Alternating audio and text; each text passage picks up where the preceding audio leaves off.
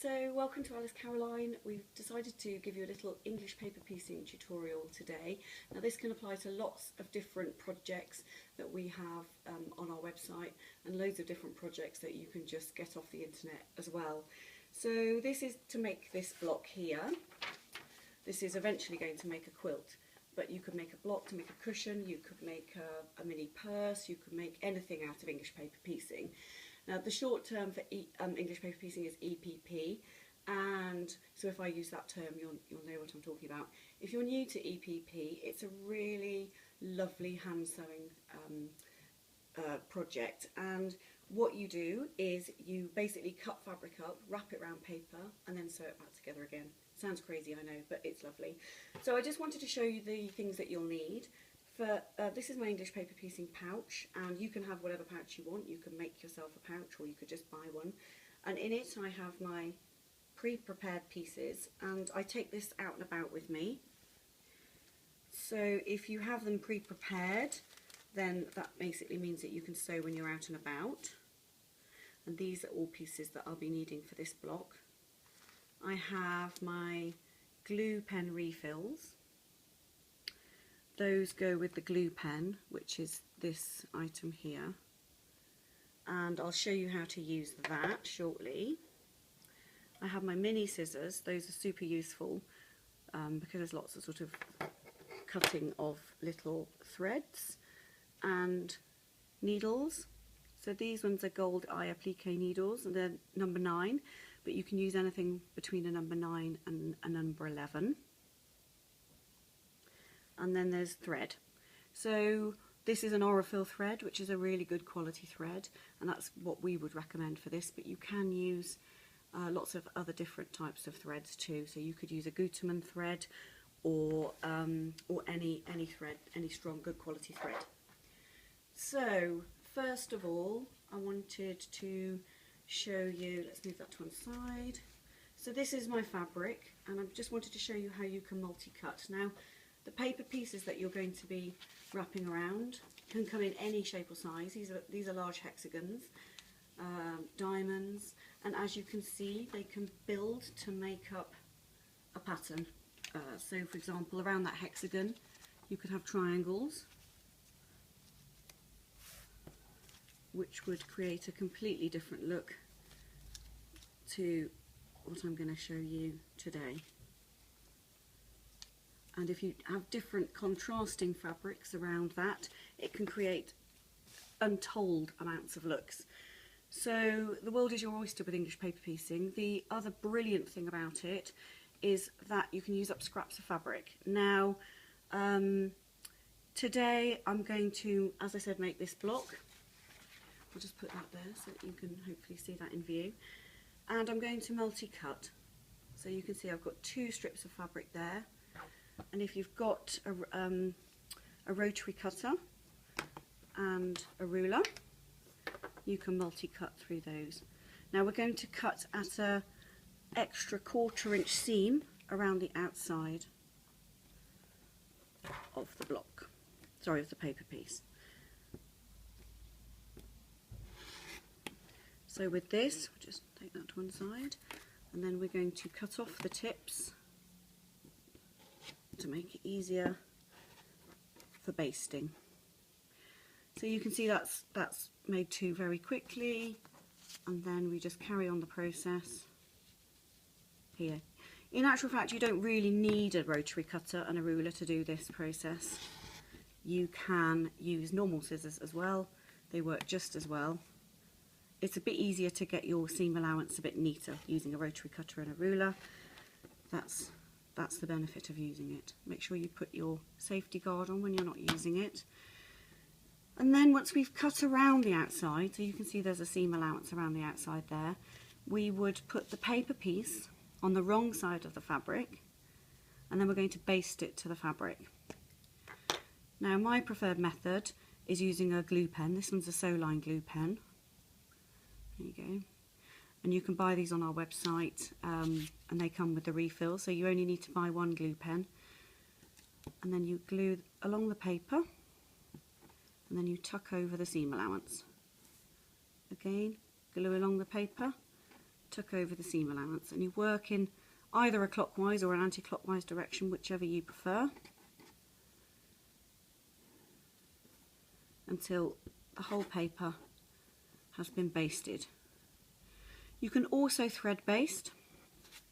As you can see, that took literally a couple of minutes to do. And I'll just do one more to show you again. So tuck it over. It's important to glue the paper, not the fabric, because if you glue the fabric, it moves and shifts while you're trying to glue it. If you glue the paper, it stays, the fabric stays in its right location. And you don't want to be folding over too tightly, because you want a bit of give on the edge of the seam to be able to sew. So once you've basted all of, I like to baste all of my pieces at once, but you might want to baste, for example, the centre diamond, sorry, the centre star. So this is going to be a central star. So you might decide you want to do that and then move on. It depends on how you like to work, really. I like to work all in one go, and then I take this out and about with me, and it's a great, lovely thing to sew when you're out and about. So I told you about the gold tip needles and the good quality thread. Now, a good thing to do is to anchor the thread to the needle. So you literally just tie a knot in the top like that and anchor it to that part. This stops the thread from coming through and having to endlessly rethread. I'm also going to tie a knot at the bottom, and to do that I just wrap around and then pull the thread down, and then you've got a little knot at the bottom. So now we've got all our pieces basted, we're going to sew two pieces together, and in order to do that you flip them right sides together, matching as accurately as you can the tips of the shape, and then you catch a few of the threads from each piece with your needle. Now this one's a super sharp needle, and I like to use a super sharp, super thin needle. The eye is very small, so it's a bit difficult to thread, but you can buy threaders to do that. And you can see it's gliding so easily through the fabric because I'm using a super sharp needle. And the amount of stitches per inch, you want to get as many as you possibly can. And I'd say a minimum of 10 stitches per inch. Lots of people use more, lots of people use 20, 25 stitches per inch. And you know, the more stitches you use, the stronger your construction will be. So when you're doing this, if you're new to EPP, or even if you're not new, it's really easy to catch the paper that's inside, but you mustn't worry about that because the papers eventually do come out.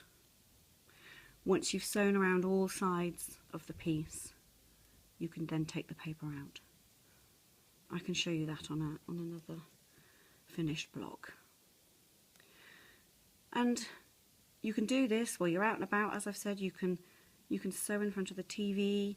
It's a really therapeutic thing. I've really enjoyed doing this over the winter and over the winter months in previous years, and will carry on. I've just started another huge quilt, so I'm quite excited about that, and I just love the sort of the rhythm of it actually, and I find it very relaxing. I'm not very good at sitting and doing nothing, so it's fantastic for me, and I've totally got the bug. I started EPPing when I was a teenager actually. I made a quilt out of old things, so I used to make a lot of my own clothes, and I made a quilt out of clothes that I'd made, or scraps of fabric from clothes that I'd made. So I'll just move on to the next piece, and you're just sort of working around in a circular way, and you don't need to cut off the thread. You can simply start the next piece. Yeah, so I started EPPing as a teenager and absolutely loved it then. I sort of went away from it really in my 20s, but then having worked for Alice Caroline again, I've got totally addicted to it again. Once you start EPPing, it's very difficult to stop. So you just basically keep constructing your your piece, whatever it is, if it's a block or if it's a purse kit. You can use English paper piecing to make anything that you want, and it's, you know, it's so versatile, and as I said, you can use up all your scraps of fabric. So I'll just finish off sewing this one piece, and then I'll show you how the sort of rest of it will be constructed, and then the finishing process.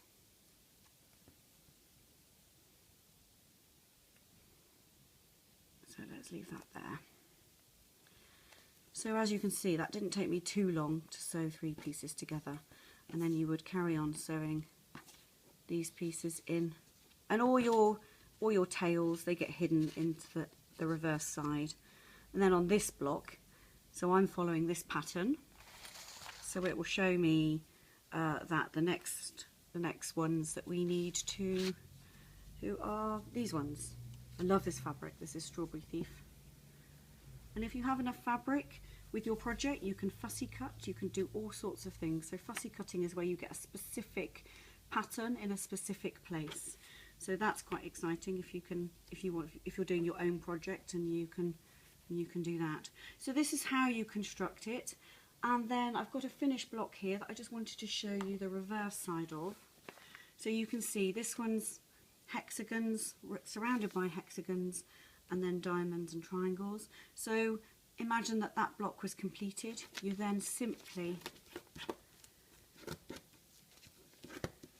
take out your paper piece by lifting inside it and taking it out. You can see it's really, really simple, and it takes hardly any time at all. And if you've thread basted, you would need to take your thread stitches out and then get rid of those. So at that point we would press it. I just wanted to show you the pressing process. So we would press the block. You can take the inner shapes out, then it's but good to leave the outer shapes in, so to keep its formal shape, and then you can take the shapes out once you finish pressing. Now I like to use something along these lines. So this is Best Press. It's a starch, and what you can do is you can just spray this on your block and press it again. Now that gives it a really crisp finish and sharp edges, so when you take your paper pieces out, it gives it a really lovely crisp finish. So that's the basics of English paper piecing. And as I said before, the world is your oyster. You can make anything you like. You could applique mini hexagons onto a purse. You could applique all sorts of things onto handbags, and you know, there'll be millions of ideas out there on the internet, and we've got lots of ideas on our website too. So yeah, I hope you enjoy English paper piecing.